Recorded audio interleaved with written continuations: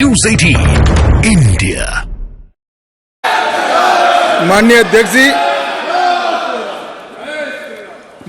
जी, मैं सबसे पहले तो आपका धन्यवाद देना चाहता हूं कि आज़ादी के बाद जो कुछ राष्ट्र के जीवन में महत्वपूर्ण प्रस्ताव आए हैं, उसमें से एक प्रस्ताव श्री राम जन्मभूमि पर मंदिर के निर्माण का, उसमें मुझे मेरे विचार रखने के लिए आपने मौका दिया, इसलिए हृदय से मैं आपका धन्यवाद करना चाहता हूं।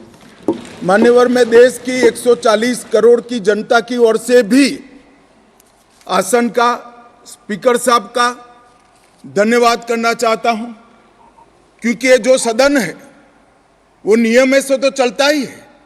हर चर्चा नियमों से बंधी हुई होती है, संविधान से बंधी हुई होती है, परंतु एक मायनों में ये सदन जन चेतना का, जनता की आकांक्षाओं का और जनता की इच्छाओं की प्रवक्ता बनने का भी सदन का दायित्व है, और आज ये हो रहा है। 140 करोड़ के देश में और दुनिया भर में बैठे हुए राम भक्त जो 22 जनवरी के बाद एक अद्भुत आध्यात्मिक चेतना का अनुभव कर रहे हैं, इसको वाचा देने के लिए आपने समय दिया, इसलिए देश आपका हमेशा के लिए आभारी रहेगा। मान्यवर, मैंने आज किसी का जवाब नहीं देना है। आज मैं मेरे मन की बात और देश की जनता की आवाज को इस सदन के सामने रखना चाहता हूं, जो सालों से कोर्ट के कागजों में दबी हुई थी। नरेंद्र मोदी जी के प्रधानमंत्री बनने के बाद उसको आवाज भी मिली, अभिव्यक्ति भी मिली। मान्यवर, 22 जनवरी का दिन, भले कुछ लोग कुछ भी कहे, मैं स्पष्ट रूप से देख रहा हूं 22 जनवरी का दिन 10 सहस्त्र सालों के लिए ऐतिहासिक दिन बनने वाला है। ये सबको समझकर चलना चाहिए। मान्यवर, जो इतिहास को पहचानते नहीं, ऐतिहासिक पलों को पहचानते नहीं, वो अपने अस्तित्व को, अपने वजूद को कहीं ना कहीं खो देते हैं। मैं आज फिर से एक बार कहने वाला हूं मान्यवर कि 22 जनवरी का दिन 10 सहस्त्र से भी अधिक सालों तक इस देश का ऐतिहासिक दिन है। मान्यवर, 22 जनवरी का दिन 1528 से शुरू हुई एक संघर्ष और अन्याय के सामने लड़ाई का एक आंदोलन के अंत का दिन है। 1528 से चली हुई ये न्याय की लड़ाई यहां पर समाप्त। मान्यवर, 22 जनवरी का दिन करोड़ों भक्तों के आशा, आकांक्षा और सिद्धि का दिन है। उनकी आज आशा आकांक्षाएं सिद्ध हुई है। मान्यवर, 22 जनवरी का दिन भारत की, समग्र भारत की, मैं चाहूंगा कि समग्र भारत पर पूरा सदन गौर करे। 22 जनवरी का दिन समग्र भारत की आध्यात्मिक चेतना के पुनः जागरण का दिन आज इतिहास में बन चुका है। मान्यवर, 22 जनवरी का दिन महान भारत की यात्रा की शुरुआत का दिन है। 22 जनवरी के दिन मां भारती को विश्व गुरु के मार्ग पर ले जाने को प्रशस्त करने वाला दिन मान्यवर बनने वाला है। मान्यवर, ये देश की कल्पना राम और रामचरित्र के बगैर कर ही नहीं सकती। जो इस देश को पहचानना चाहते हैं, जानना चाहते हैं, जीना चाहते हैं, राम और रामचरित मानस के बगैर वो जी ही नहीं सकते। राम का चरित्र और राम ये देश के जनमानस का प्राण है। ये सबको समझना चाहिए, सबको स्वीकारना चाहिए। और इसीलिए मान्यवर, हमारे संविधान की पहली प्रत से लेकर महात्मा गांधी के आदर्श राज्य की कल्पना को राम राज का नाम लिया गया। संविधान में भी राम दरबार को स्थान दिया गया। मान्यवर, जो लोग राम के अलावे भारत की कल्पना करते हैं, वो भारत को नहीं जानते, वो हमारे गुलामी के काल का प्रतिनिधित्व करते हैं। मान्यवर, राम व्यक्ति नहीं है, राम प्रतीक है, करोड़ों लोगों का आदर्श जीवन कैसे जीना चाहिए, इसीलिए उनको मर्यादा पुरुषोत्तम किया गया। राम का राज्य किसी एक धर्म, एक संप्रदाय के विशेष के लिए नहीं है। राम का राज्य, आदर्श राज्य कैसा होना चाहिए, इसका प्रतीक न केवल भारत, समग्र दुनिया के देशों के लिए बना हुआ है मान्यवर। और इसलिए मैं मानता हूं कि राम और राम के चरित्र को फिर से प्रस्तावित करने का काम 22 जनवरी को हुआ है, मोदी जी के हाथ से हुआ है। वो इस देश के लिए सौभाग्य का विषय है मान्यवर। हम सब उन सौभाग्यशाली लोगों में से हैं जो 1528 वहां पर राम मंदिर देखना चाहते हैं। पीढ़ियां चली गई, हजारों लोग, लाखों लोग शहीद हुए, संघर्ष किए, आंदोलन किए, मगर ये दिन देखना स्वप्न में नहीं आया। आज हम सब बहुत सौभाग्यशाली है कि इस देश को हम देख सकते हैं मान्यवर। भारत की संस्कृति और रामायण को अलग कर कर देखा ही नहीं जा सकता। कई भाषाओं में, कई प्रदेशों में और कई प्रकार के धर्मों में भी रामायण का जिक्र, रामायण का अनुवाद, रामायण से बनी परंपराएं और रामायण को अपने राष्ट्रीय चेतना का एक आधार बनाने का काम हुआ है। कई सारे रामायणों का उल्लेख है। संस्कृत में वाल्मीकि रामायण, आध्यात्म रामायण, आनंद रामायण, अवधी में रामचरितमानस, ओडिया में 13 प्रकार के रामायण, तेलुगु में रंगनाथ रामायण, रघुनाथ रामायण, कन्नड़ में कुमुदेंदु रामायण, तोरवे रामायण, बतलेश्वर रामायण, असमिया में कथा रामायण, सप्तकांड रामायण और शंकरदेव ने भी वरगीत के अंदर रामायण का वर्णन किया। बंगला में भी रामायण मिलेगा, कश्मीर में भी राम अवतार चरित मिलेगा, बौद्ध परंपराओं में भी हनुमान जातक में रामायण का जिक्र मिलेगा, मैथिली में भी रामायण है, पंजाबी में गोविंद रामायण है। इतना ही नहीं, ओवैसी साहब चले गए, मुल्ला मसीही ने भी रामायण मसीही लिखकर सबके लिए इस आदर्श को प्रस्तावित किया है। कई सारे देशों में भी रामायण को स्वीकारा है और एक आदर्श ग्रंथ के रूप में प्रस्तावित किया है।